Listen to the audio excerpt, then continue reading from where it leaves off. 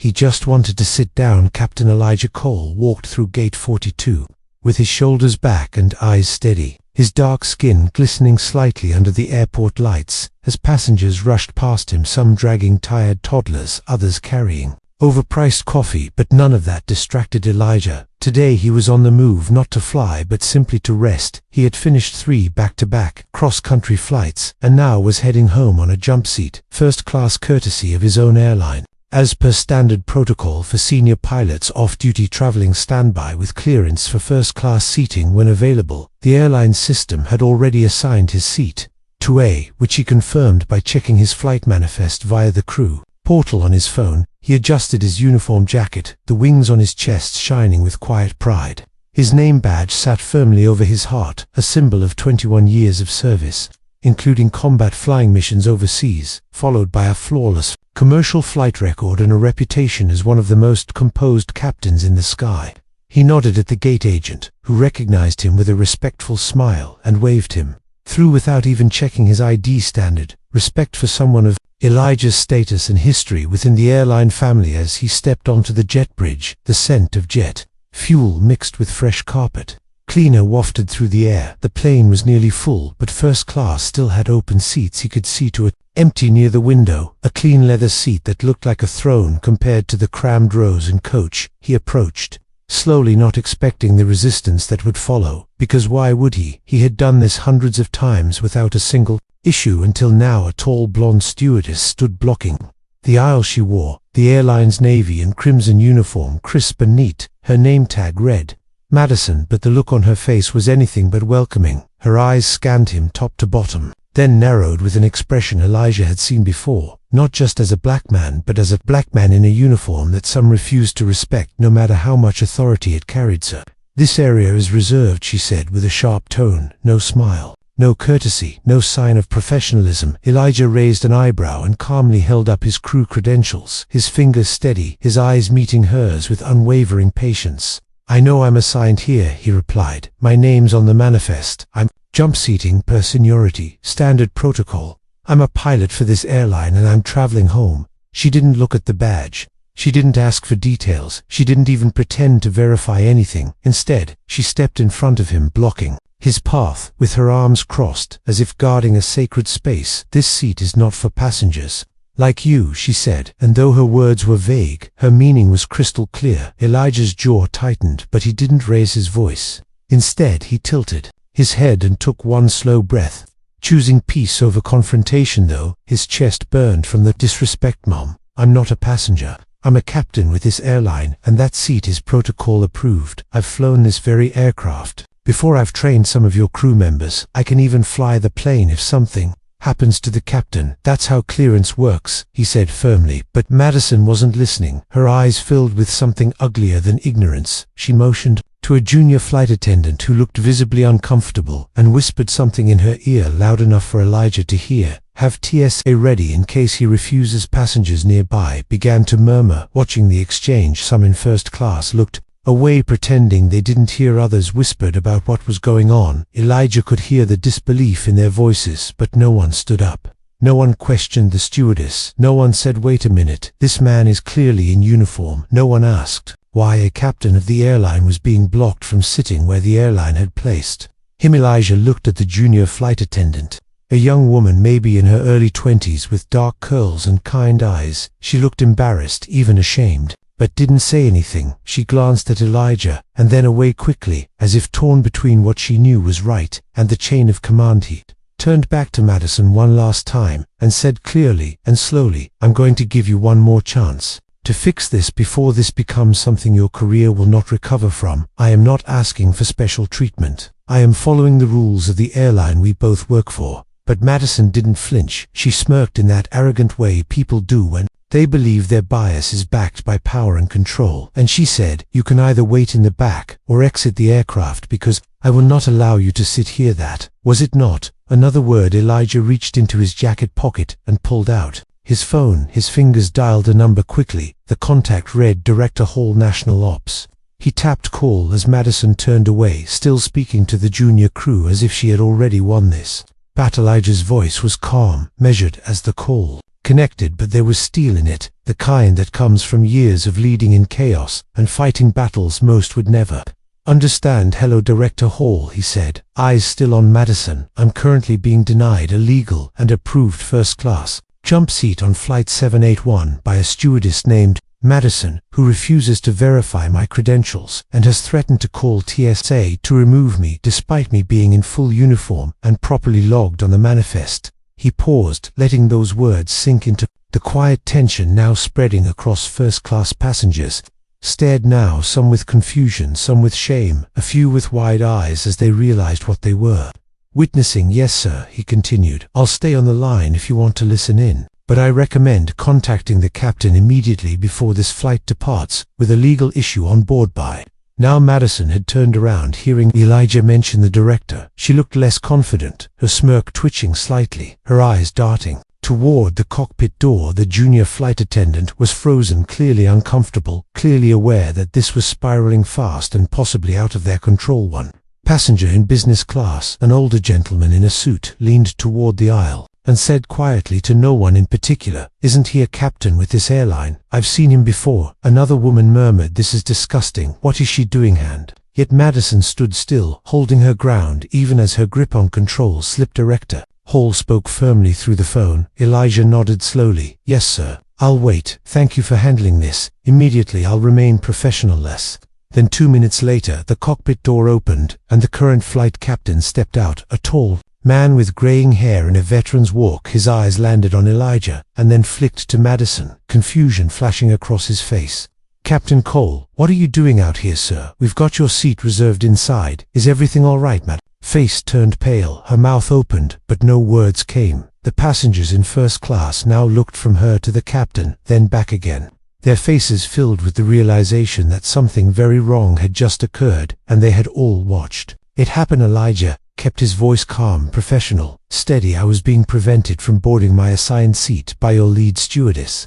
She stated she would not allow me to sit here and threatened to call TSA without verifying my ID." The flight captain's jaw tightened, his eyes narrowing as he turned toward Madison. "Is this true?" Madison stammered. I wasn't sure if he was who he said he was. I was just trying to follow procedure." "No, you weren't," the captain said firmly. "We both know who this man is. He trained me when I was new. He's logged more hours than any pilot I know, and you didn't even check his badge." Passengers were now openly glaring at Madison, some pulling out phones, others whispering audibly. Someone muttered under their breath, "This is going viral." The flight captain looked at Elijah with deep apology. "I'm so sorry, sir. Please take your seat. I'll take care of this immediately." Elijah nodded silently and walked toward his steps heavy but dignified. He sat down, placed his hat on his lap, and closed his eyes for a moment. As the hum of whispers filled the cabin around him, Madison stepped back, her face red, her career flashing before her eyes. The junior attendant looked like she was about to cry, and the passengers now saw clearly what had unfolded right in front of them: the quiet dignity of a veteran captain and the fall of someone who let prejudice blind her professionalism. Elijah didn't want revenge. He didn't need a spectacle. He just wanted to sit down with the respect he had earned. But that one call had already set something in motion that no one on that plane would forget. Their call echoed beyond the cabin. Elijah sat in silence, his body upright, his face unreadable, but beneath the calm surface was a storm, not of anger but of deep exhaustion from decades of enduring moments just like this, except this one happened in front of a full cabin with open mouths and recording devices. The kind of moment no airline could sweep under a rug anymore, especially with the entire world watching. The current captain returned to the cockpit, but not before signaling to the junior stewardess to remain while Madison was quietly pulled aside and told to stand by in the galley. Elijah watched from his seat, not out of vengeance but simply to observe how justice would now unfold, justice he had waited for in 1,000 other moments, where no one stepped in and nothing changed. But today something was different. His phone buzzed again. It was Director Hall again, this time not with a question but a direct statement. "Captain Cole, we have begun an internal inquiry already. The ground supervisor will meet you upon landing, and you will not be approached by TSA or any law enforcement. You have done everything by the book, and this is now being escalated to executive review. You are to remain calm, and we appreciate your professionalism." As always, Elijah thanked him with quiet words, then ended the call. placing his phone face down on the armrest. The hum of the engines vibrated beneath his feet. The flight attendants resumed the boarding process, though something had shifted. Every passenger who passed him now gave a glance of either sympathy or silent apology. One child smiled at him, and Elijah nodded back gently, remembering that little eyes were always watching and learning. The aircraft door closed, the wheels pulled back, and the plane taxied down the runway. Elijah rested his head back, eyes closed, letting the takeoff pass like the thousands before it. But in his mind, his thoughts weren't in the sky, they were buried in the years of training he had given to this airline, to the values he had instilled in his crews, and to the quiet sacrifices made in the shadows where no one ever applauded. 30 minutes into the flight, the junior stewardess returned with a cup of black coffee and a note folded neatly on the tray. She set it down quietly, not looking him in the eye, until he gently asked what her name was. Her voice trembled slightly as she answered, "My name is Kayla, sir. I'm sorry for what happened back there. I didn't know what to do. I was afraid to go against her, but it wasn't right, and I should have said something." Elijah looked at her, not with judgment, but with the calm presence that had made him a legend among his colleagues, and he said softly, "Courage doesn't always shout. Sometimes it's just choosing the right thing when it's hard, and you have a chance to do that now, and every day after this." She nodded slowly, her eyes glassy, and walked away back to the galley. He unfolded the note. Inside was a handwritten message in slanted, careful letters. "I saw everything. I'm sorry for staying quiet. I'm going to report it to HR. This is not who we are. At least it shouldn't be signed seat for BHE." Folded it and placed it into his jacket pocket, not as evidence, but as a reminder that even in silence there were those who saw, who knew, and who might just speak up when it mattered. Meanwhile, behind the scenes at the airline's operations center, the situation was already spiraling into high alert. A director of corporate conduct had been notified. Legal had flagged the incident because it involved a uniformed pilot on duty status, and the footage being uploaded online was gaining traction under a trending hashtag Justice for Captain Cole. The entire crew manifest was being reviewed, and the names flagged for immediate inquiry. In the galley was unaware of how quickly things were collapsing above her pay grade. She stood stiff, pretending to organize napkins, but in truth, she was staring into nothing, feeling the flush in her chest spread to her ears. Her thoughts ran wild, wondering why no one had supported her, wondering why even the captain had turned on her, not understanding that this wasn't about power. It was about her prejudice being exposed in public with no shield to hide. Behind the captain entered the galley. Mid-flight, his expression cold, professional, distant, he looked directly at Madison and said, in a clipped tone, "You are not to speak to the passenger in seat 2A. For the remainder of this flight, you are relieved of direct service duty. Continue only backline support and prepare for ground debrief upon landing." She tried to speak, but he raised his hand and added not a word. "Save it for HR." She nodded stiffly, heart pounding, her thoughts now shifting from control to consequence. She tried to steady her breathing, but the weight of what she had done pressed harder with each passing minute. Back in seat 2A, Elijah sipped his coffee. The bitter taste, grounding him more than soothing his body, was still tense, but his mind was already drifting to the aftermath, what meetings would follow, what changes might be forced, and whether this incident would just be another headline forgotten after a few days. As the hours passed, turbulence struck mild but sudden, and for a split second the cabin jolted. The lights flickered and oxygen masks dropped momentarily before retracting. It wasn't serious, but enough to make passengers gasp, and one elderly woman in coach panicked.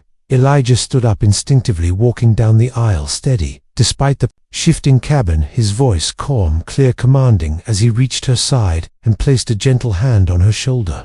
"Ma'am, it's all right. I'm a pilot. This is just a pressure fluctuation. We're safe. Nothing to worry about." She looked into his eyes, saw the steadiness, and nodded, breathing slowly as the crew rushed in behind him, now scrambling to calm the passengers. But Elijah had already done what needed to be done. His presence had soothed what a full crew could not. The passengers applauded lightly, some whispering to each other, "That man should be the one flying this plane." A few looked back toward Madison, who had remained frozen in the galley, and the weight of that comparison stung more than anything else had so far. When the plane landed 4 hours later, the ground team was waiting, not with handcuffs, not with confrontation, but with open paths for Elijah to walk off the aircraft first, escorted by the regional operations manager and the airport's senior staff, who all greeted him with respect and silent acknowledgement of what had taken place. Madison and the rest of the crew were pulled aside immediately. Not aggressively, but firmly asked to remain on board for debrief. Elijah watched them from a distance, not with bitterness, but with a tired recognition that justice without accountability was empty, and this time someone would have to answer. He walked toward baggage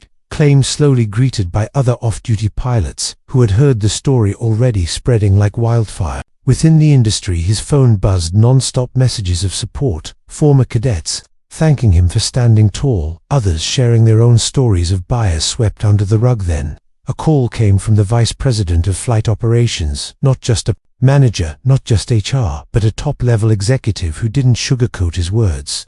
"Captain Cole, we failed you. This should never have happened, and it will not go unanswered. The stewardess involved, along with any supervisor who let this attitude slide, will be dealt with directly. We are implementing mandatory anti-discrimination training across all customer-facing departments, effective immediately, and your statement will be reviewed, not for questioning, but for guidance." Elijah listened quietly, then finally spoke, his voice: "Even you want to fix this, then make sure no one else has to go through what I did today. Not just pilots, not just staff, but every human being who walks onto your aircraft deserve the same respect regardless of color or title." There was a pause, then a solemn reply: "We will, sir. You have our word, and more importantly, our act." Elijah ended the call, turned to leave the airport, and felt, for the first time in a long time, that maybe, just maybe, this time, change would actually take flight. The fallout begins the morning after the flight.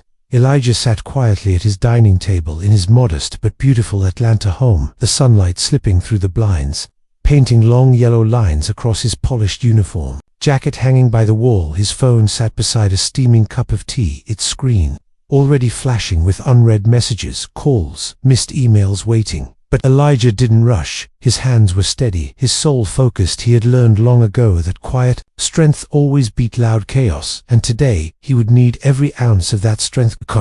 The country in the airline's corporate headquarters, chaos had already begun. Boardrooms filled with tense faces, executives reading reports, headlines, comments, social media firestorms. The video of the confrontation now had over 2 million views. The caption read, "Black airline pilot denied first-class seat while in uniform," and the comments were brutal, filled with outrage, disbelief, and promises of boycott unless immediate action was taken. Inside the Office of Ethics and Compliance, a special task force had been assembled overnight. The internal report laid everything out clearly. A senior pilot in uniform was denied access to a seat he was legally entitled to. The stewardess involved did not follow protocol, did not check ID, did not verify credentials, and instead escalated based on personal bias. The result: public embarrassment for the airline, exposure of systemic cracks, and an eruption of public trust being shattered in real-time. A mandatory video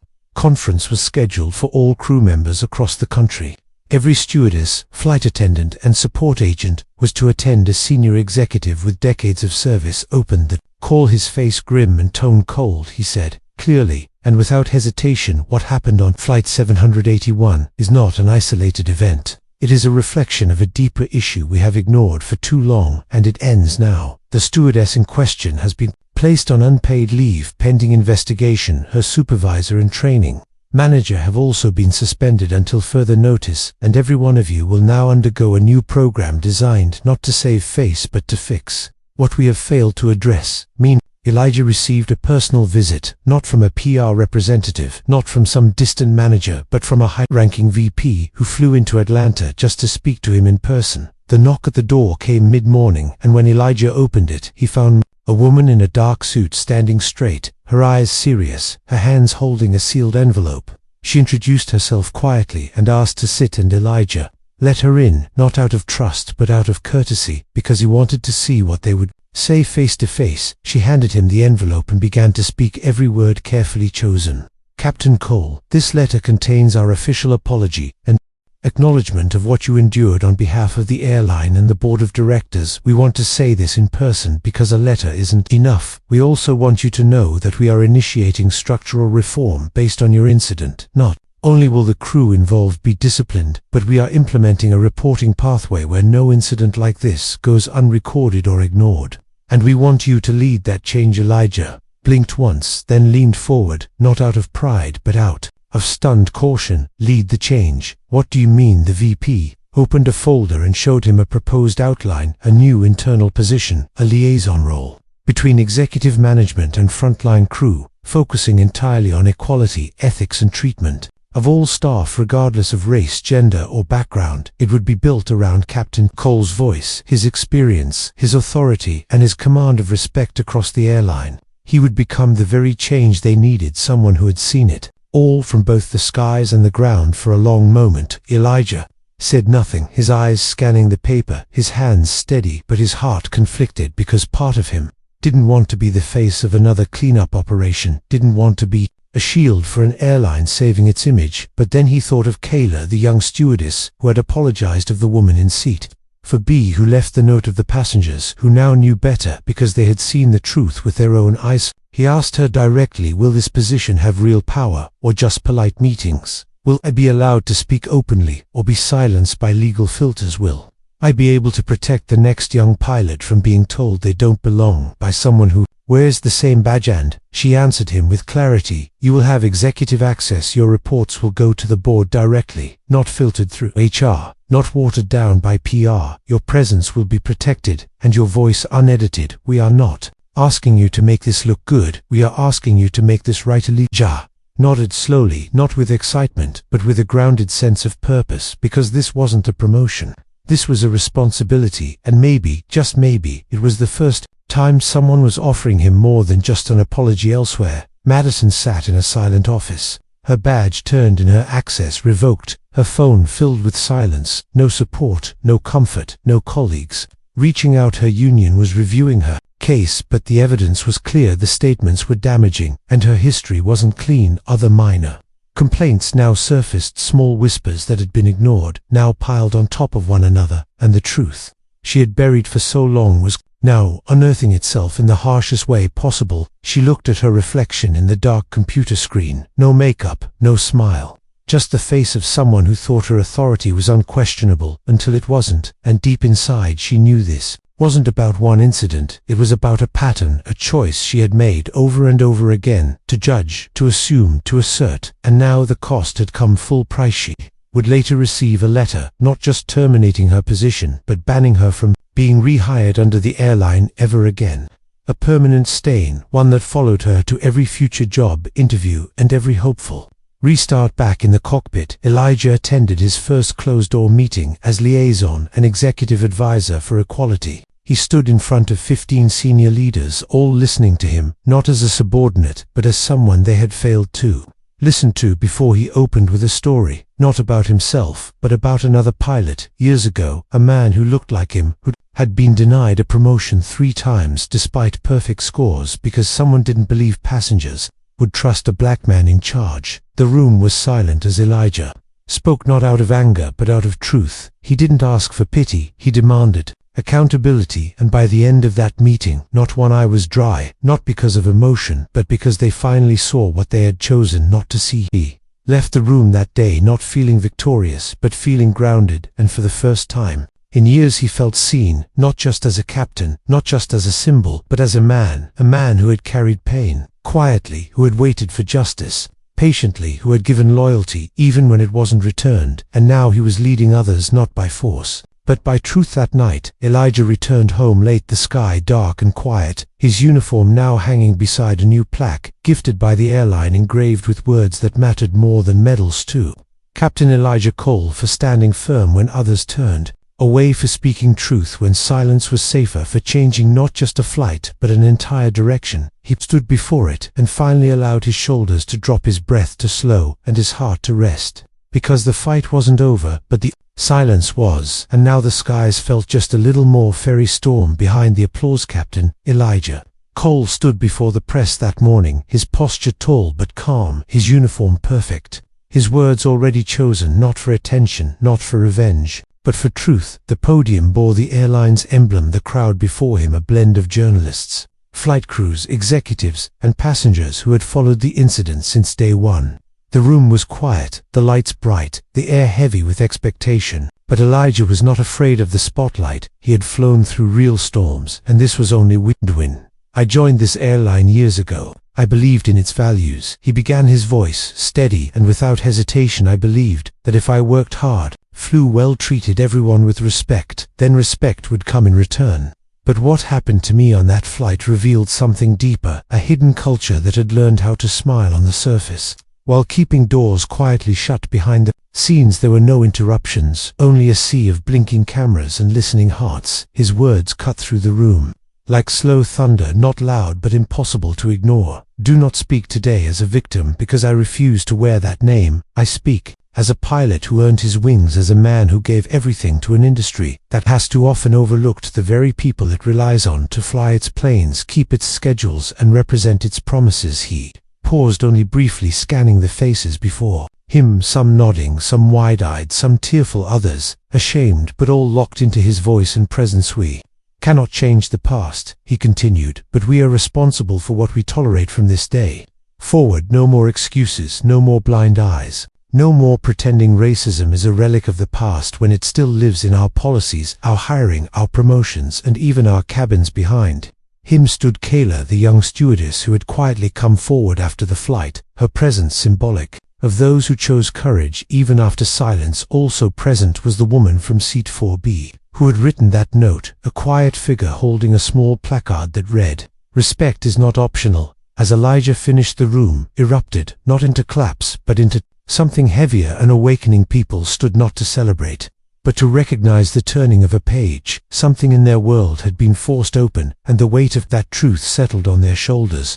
But beyond the applause, beyond the cameras, a new storm was forming quietly in the background. Not everyone had welcomed Elijah's rise. Not everyone supported the airline's new direction. Not everyone liked seeing power shift from familiar hands to unfamiliar voices. In a boardroom several states away, a group of mid-level executives whispered bitterly about the new committee Elijah was chairing, about the mandatory bias training, the transparency now required in crew reviews and internal investigations. Their resistance wasn't loud. It was careful, strategic, and rooted in decades of comfort they were now losing because one man dared to say enough. They began crafting loopholes, ways to dilute the policies being written. They planted doubts in meetings. They questioned Elijah's authority in hushed tones. Their smiles stayed on during video calls, but behind the scenes, they plotted delays and deflections. One internal memo leaked from a regional office used coded language, suggesting that recent events were creating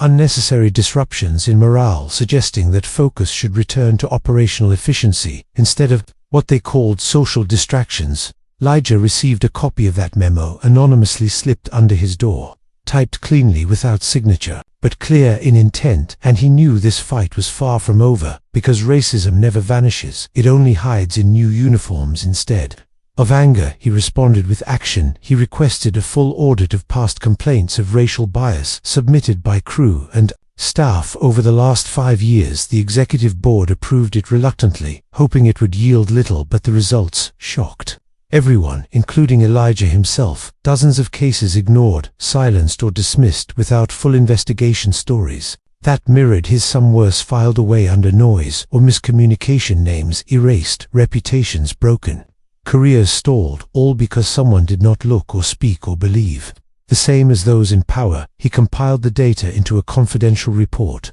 and presented it directly to the board in a meeting closed to the public. He stood before them with names, not just numbers, with dates, times, recordings, written testimonies, stories that demanded not sympathy but accountability. And this time, they listened, because the evidence was too strong, the stories too painful, the patterns undeniable. And when he finished, one board member stood and said softly, "This report changes everything."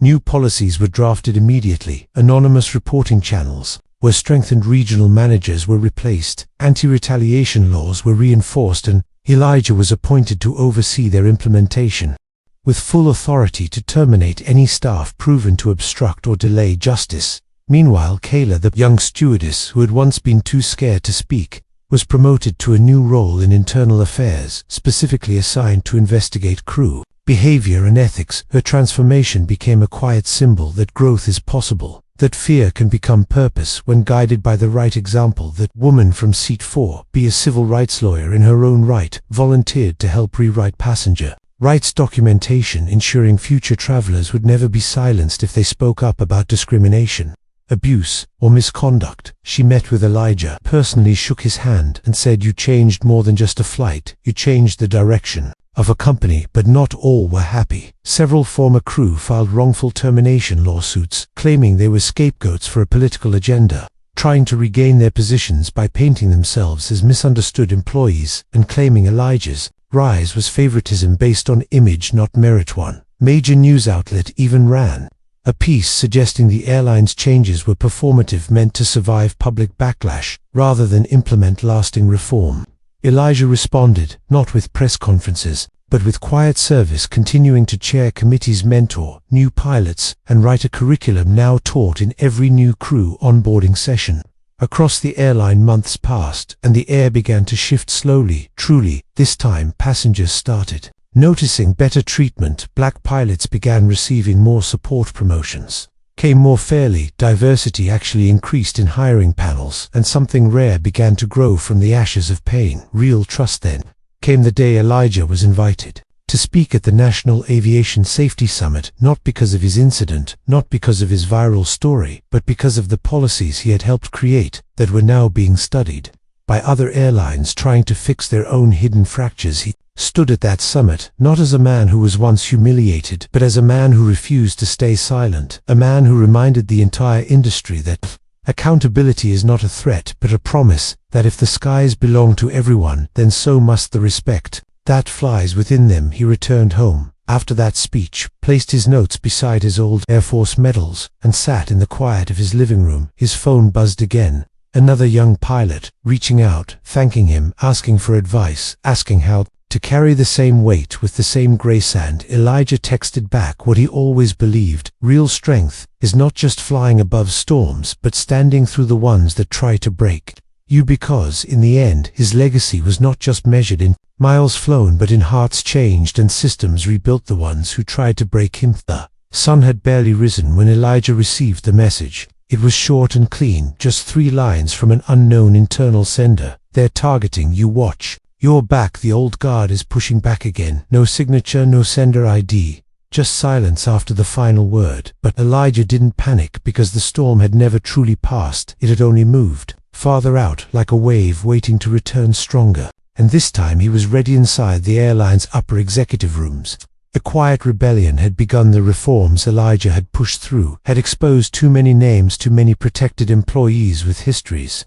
buried under layers of corporate red tape, and now those shadows were stretching again, trying to reclaim their space, trying to paint Elijah as divisive, trying to suggest his leadership was costing the airline too much good press but bad morale. That was their phrase, a line repeated in hushed circles where change was feared more than failure. One of the directors, an older man with years of unchecked influence, began lobbying to have Elijah's new position redefined as temporary, citing budget concerns and shifting focus. Another executive began circulating internal surveys skewed to show declining confidence in leadership by manipulating the wording to suggest fatigue over, quote, excessive social reform and, quote, operational distraction caused by recent high visibility cases. But what they didn't realize was Elijah had seen this play before. He had lived it in the cockpit, in classrooms, in military briefings, where the hardest truths were always the first to be buried and the last to be respected. And so he moved, not with fear but with precision. He requested access to internal communications under compliance protocol. He began collecting messages, subtle threats, backroom emails, all suggesting that the same people who had smiled at him in public were planning to take his wings behind closed doors. And he wasn't alone. Kayla, now in internal affairs, had started noticing things, subtle notes, disappearing key emails being marked as spam, system access randomly revoked, then restored, with no explanation. She knew this was not coincidence, this was sabotage, and she began logging everything quietly, time-stamped, sorted, and backed up in encrypted files. At the same time, Elijah began receiving strange anonymous messages outside of the airline system, veiled threats, comments posted under fake names on aviation forums, suggesting he had only risen because of political pressure, that he was unqualified, that his presence was damaging the airline's integrity. Some of these were crude, others more subtle, clearly crafted by people with insider knowledge. One message read, Just wait until the board sees what you've really done with those reports. Then we'll see how high you can still fly." Elijah didn't break. He didn't retreat. He documented everything. Gathered every comment, every misused file, every whisper pretending to be harmless, and sent it all to the Federal Aviation Administration, along with a formal request for a third-party review of the airline's compliance integrity, citing harassment, retaliation, and systemic obstruction of safety-based leadership reform. The FAA responded within 72 hours with full acknowledgement and an intent to open formal investigation. The storm that the old guard thought they had kept hidden was now federal, and then something unexpected happened. A former flight instructor who had retired quietly reached out to Elijah and said he had seen it all before decades ago, when a woman tried to rise through the ranks and was buried by the same network now coming for Elijah. He had names, records, evidence stored away in journals and files, and he offered it all without condition, just a quiet statement saying, "I've waited years for someone who would not be silenced. You are him with this." New testimony. Elijah expanded his report, submitted it to the airline board, not as a complaint but as a challenge. "Either we clean this from the inside, or it will be cleaned from the outside. Your choice." But silence is no longer an option. The board was split. Some feared the exposure, some welcomed the light, but in the end, the evidence was too strong, the movement too wide, the public too aware, and the internal review team voted unanimously to retain all reforms, expand Elijah's authority, and issue forced resignations to 6 high-level employees who had been proven to obstruct, retaliate, and manipulate. Systemic protections. It made national news headlines, reading "Airline fires 6 in wake of whistleblower, reform pilot, who sparked change now leads industry shift."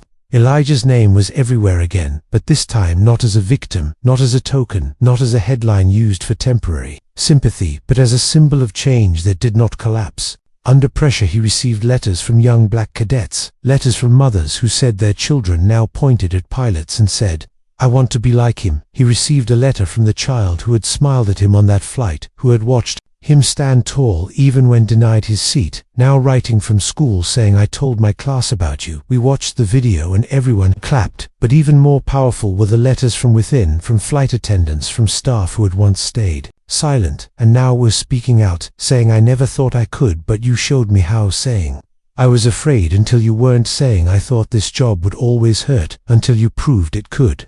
Elijah read every word late at night, long after the meetings had ended, long after the cameras were gone, alone in the quiet of his study, surrounded by years of flight logs and crew gifts, and now letters that weighed more than any medal won.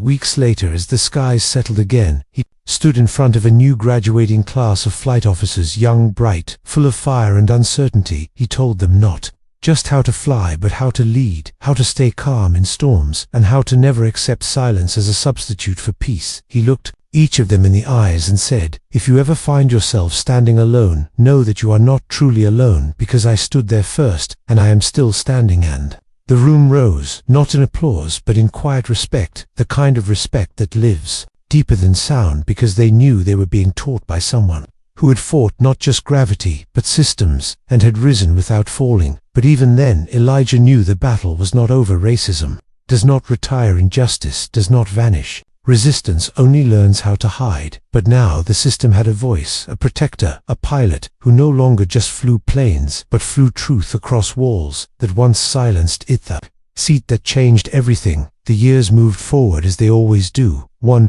month becoming another one, season folding into the next. But what Elijah Cole began on that single flight never faded, never slowed, never became a quiet memory in the background. Instead, it continued to grow, taking root in places even he could not predict, transforming cabins, transforming boardrooms, transforming hearts. Elijah was now no longer just a pilot, no longer just a symbol of quiet resistance. He was a name spoken in training rooms across the country, his story part of every crew introduction. His voice featured in every onboarding video for new hires, not as a warning, but as a guide, reminding everyone who stepped into uniform that they were not just representing an airline, they were representing humanity. One morning, Elijah stood once again in the terminal where it all began, Gate 42, the same gray carpet, the same hum of announcements above, the same scent of fresh coffee and distant jet fuel, yet everything around him felt different, not because the walls had changed, but because the people within them had grown. The gate agent That morning was a young woman of mixed heritage.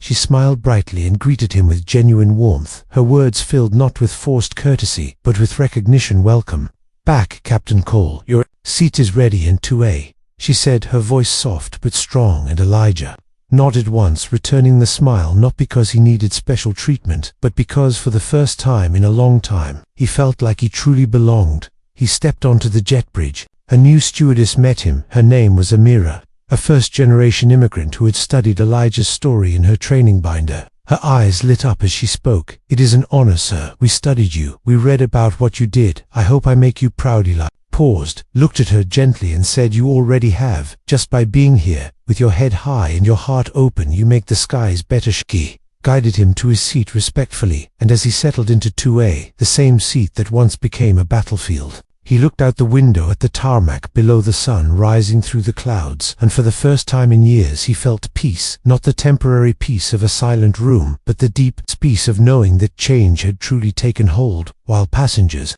boarded, Elijah reached into his coat pocket and pulled out a folded letter. It was from a boy named Jordan, the same boy who had smiled at him all those years ago. Now a young man about to start flight school, he had written, "Captain Cole, you probably don't remember me, but I remember you. I was the kid and coach who watched you stand tall when they tried to knock you down. I watched you say nothing, and still say everything. I watched you sit with dignity in that seat, and you made me believe that I could sit there too one day. Now I'm starting flight school, and I'm going to earn those wings because of you. Thank you for being my first pilot before I ever stepped into a cockpit." Elijah folded the letter and placed it over his heart, holding it there for a moment, letting the emotion settle in his chest like a heartbeat. Steady and warm, the flight took off quietly. No incident, no whispers, no tension, just air and clouds and routine. But to Elijah, it was never just a flight. Every flight now was a reminder that progress is not loud, it is consistent, it is quiet steps taken again and again, until a path becomes permanent. Months later, the airline officially renamed their leadership ethics program after him, calling it the Elijah Cole Standard of Professional Conduct and Equality. It became the foundation for policy in multiple partner airlines and even military aviation programs, adapted parts of it to better train their officers in ethical leadership and bias awareness. He never bragged, never held press conferences, never wore his achievements like armor. Instead, he continued to fly quietly, continued to mentor, continued to walk through terminals and smile at every person who once might have been ignored but now felt seen because of him. One evening, he received a call from Kayla, who now served as Senior Director of Crew Ethics. She told him about a recent incident. A passenger had disrespected a black steward on an international flight, and the entire crew had rallied around him, standing firm, protecting him, addressing the situation as a united front, without fear and without delay. Kayla said, "They remembered what you did, they followed your lead, and the whole plane applauded when it was over." Elijah listened quietly, then said, "I didn't lead them, I just reminded them they already had the courage." He stepped outside that night under a quiet sky, no noise, no spotlight, just stars above and cool wind brushing his face. He looked up and whispered to no one and everyone at once, "I kept flying even when they tried to ground me, and because of that, others now rise higher than I ever could." Back inside his study, his wall held not awards but letters, not trophies but testimonies, stories of crew members who changed, stories of passengers who felt heard, stories of young cadets who now dared to dream. One final letter rested in the center. It was from Madison, the same stewardess who once tried to remove him from 2A, now a woman who had spent 2 years in silent self-reflection, therapy, community service, and quiet work in a support center for displaced workers. She wrote, "I failed you, I failed everyone that day, and I can never undo that, but I am learning, I have changed, and I want you to know that. Your grace broke something in me that needed breaking. Thank you for not fighting me. Thank you for not shaming me. Thank you for standing still and letting the truth speak, because it changed my life." Elijah closed the letter and whispered one word, "Forgiven," not because she asked, but because peace demands it. And so the seat that once became a symbol of exclusion now became a legacy, a movement, a story passed down in silence and in sound, told not with anger but with grace, remembered not with shame but with hope. The captain who only wanted to sit down stood taller than anyone ever expected, not because of force, not because of noise, but because he refused to move when dignity called him to stand. He had changed the flight, changed the airline, changed the system, but most importantly, he had changed the future, the end.